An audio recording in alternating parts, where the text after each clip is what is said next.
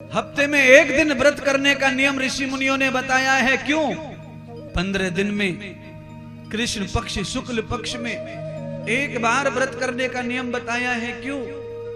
महीने में एक बार, साल में एक बार का नियम बताया है। क्यों? शरीर की शुद्धि भी हो जाती है व्रत करने से, अंदर बड़ी आतें सूख जाती हैं, उसमें से गीलापन खत्म हो जाता है तो रोग आने के चांस कम हो जाते हैं। जब पेट सूख जाता है तो रोग कम आते हैं, और पेट जब लथपथ रहता है तो रोग ज्यादा आते हैं। व्रत करने से भगवान नहीं मिलता पागलो। व्रत करने से पेट स्वस्थ होता है, शरीर स्वस्थ होता है, भजन करने में रुचि बढ़ती है, मन के दोष मिटते हैं। अन्न का आहार जितना कम करोगे उतना ध्यान ज्यादा होगा।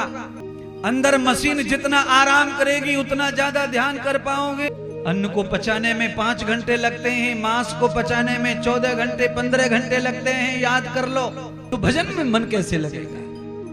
मशीन जो खाया उसे पचाने में बिजी है, मन उसे पचाने में बिजी है, खोपड़ी उसे पचाने में बिजी है, तो भगवान में लगेगा कौन? इसीलिए महर्षि लिख के गए हैं, अल्पाहारी ग्रह त्यागी काक चेष्टो बको ध्यानम स्वान निद्रा तथैव च। बगुले जैसा ध्यान, कौए जैसी चतुरता, कुत्ते जैसी अल्प नींद, और ग्रह का त्याग और भोजन अल्प जो करता है वो अच्छा तपस्वी कहलाता है, अच्छा इंसान कहलाता है, योद्धा और वीर कहलाता है, संतोषी धैर्यवान कहलाता है, और लंबी उम्र तक वो जीता है। अच्छा बताओ, भागलपुर में ज्यादा लोग जीते हैं कि हिमालय में जो रहते हैं वो ज्यादा जीते हैं? अरे भागलपुर में चाट पकौड़ी, बड़ा पाव, छोटा पाव, आलू बड़ा, छोटा बड़ा, भुआ बड़ा, भतीजा बड़ा, न जाने कौन कौन सा बड़ा खाते हो तुम। चिल्ली पनीर, मटर पनीर, आलू पनीर, भुआ पनीर, भतीजा पनीर, चाचा पनीर, न जाने कौन कौन सी सब्जी बना डाली है तुमने। पनीर अगर तेल में तल गया तो रबड़ हो जाता है, रबड़ प्लास्टिक हो जाता है, पेट में पचता नहीं है, फिर कोने में जाके जमा हो जाता है, फिर निकलता नहीं बाहर। और जब पनीर बाहर नहीं आता तो शरीर की बाहरें खत्म हो जाती हैं, शरीर में बीमारियां आ जाती हैं। ये अंडा मांस भी जाके जम जाते हैं पेट में, शरीर की बाहर चली जाती है, शरीर की सुंदरता चली जाती है। चेहरा जब सुंदर लगता है, चेहरे पे पानी मार के चेहरा जब लाइट मारता है चमकता है। आप अपने चेहरे पे पानी मार लो और पानी मार के चेहरा चमके, हाथों को पानी से धो लो, हाथ चमके, पैरों पे पानी डाल लो, पैर चमकने लग जाए पानी डालने से, तो समझ लेना इस समय एनर्जी पैरों में, हाथों में, शरीर में भरपूर है, और अंदर से शरीर सुस्त है, मस्त है। और पानी से क्या है, नहा नहा के रगड़ रगड़ के पथरिया से भी चमके ना, तो समझ लेना अंदर जमाए माल। कुछ लोग तो काफी पुताई करते हैं चेहरे पे, काला पीला हरा सब तरह का डिस्टेपर लगा के भी सुंदर नहीं दिखते।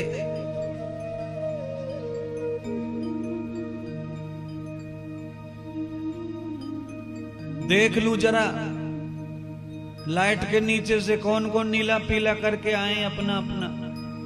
क्रीम फ्रीम सी लगाने के बाद में यहाँ पे फिर थोड़ा थोड़ा लाल लाल सा लगाते हैं ऊपर से। बताओ, नकली दिखा रहे चमक, गुलाबी कलर का निशान लगा लेते यहाँ पे टुक्का। अरे ये नकली का क्या करोगे? कितना भी पोत लो ये पानी में बह जाएगा, पसीने में गड़बड़, क्योंकि पेट सड़ रहा है अंदर। पेट सफा तो चेहरा सफा, बाल काले, दांत सफेद, हाथ पैर गुलाबी, ये सब चमकेंगे तुम्हारे, सबके चमकेंगे। पेट को अच्छा रखो। खाने पीने का ठिकाना कहाँ है? शादी में गए, लाइन लगी है, टेबल लगी है, यहाँ गर्मा गर्म भल्ला, आगे गर्मा गर्म समोसा, इधर गर्मा गर्म चाइनीज, इधर गर्मा गर्म फलाना, इधर ढिकाना, फिर चावल और दाल, बिहारी है ना तो चावल दाल तो होना बीच बीच में, तो खाया। और उसके बाद में आइसक्रीम, फलाना फ्लेवर, ढिकाना फ्लेवर, ऊपर से आइसक्रीम।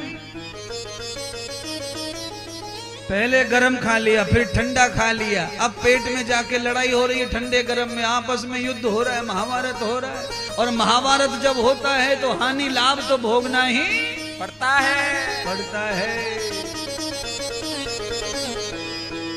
चाट पकौड़ी खा करके मैडम लोग कार में बैठते समय आइसक्रीम लेके बैठती हैं। कार में बैठते समय सब खट्टा मिट्टा खा लिया, एंड में आइसक्रीम।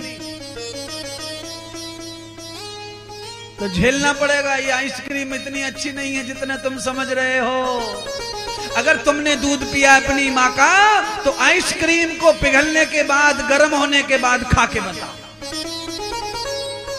वो तो भला करे कि आइसक्रीम को बर्फ में जमा करके खाया जाता है, इसलिए उसके दोस्त छुप जाते हैं। बाहर भैया बेच रहे हैं आइसक्रीम, मुझे गाली दे रहे होंगे, बाबा तू हमारे धंधे को चौपट करवाने आया है। चिंता ना करो भाई लोगों, मैं चौपट नहीं करवाने आया, मैं बचाने आया हूं सबको। तुम्हारा धंधा चौपट नहीं होगा, क्योंकि पंडाल के लोग इतना जल्दी बाबा का नहीं मानने वाले। आइसक्रीम खाओ, मैं ना नहीं बोलता, मैं भी खाता हूं, पर जब आइसक्रीम खाओ तो आइसक्रीम से पहले और आइसक्रीम के बाद कुछ नहीं खाना चाहिए। अकेला आनंद लो आइसक्रीम का, फिर शरीर झेल लेगा उसको, निकम्मी चीज को। पर पहले से दावल चाल ठोक दिया, पैर नगाड़ा हो रहा है, ढोलक बन गया फूल के, और ऊपर से आइसक्रीम और चपेट रहे उसके ऊपर। मैं नहीं कह रहा हूं, ये महर्षि पतंजलि लिख के गए हैं योग दर्शन में। महर्षि लिख के गए हैं पतंजलि, शरीर स्वस्थ कैसे रहता है, आयु स्वस्थ कैसे रहती है, भगत प्राप्ति कैसे होती है, तेज और सुंदरता कैसे रहती है। तो वो कह के गए आहार शुद्धौ सत्व शुद्धौ सत्व शुद्धो ध्रुवो स्मृति। जो परमात्मा ने तुम्हें दिया है वो 1000 साल तक के लिए है, वो जल्दी नहीं मिटेगा, पर आहार अच्छा कर लो। आहार बिगड़ गया तो आहार के साथ शरीर का व्यवहार भी बिगड़ जाएगा।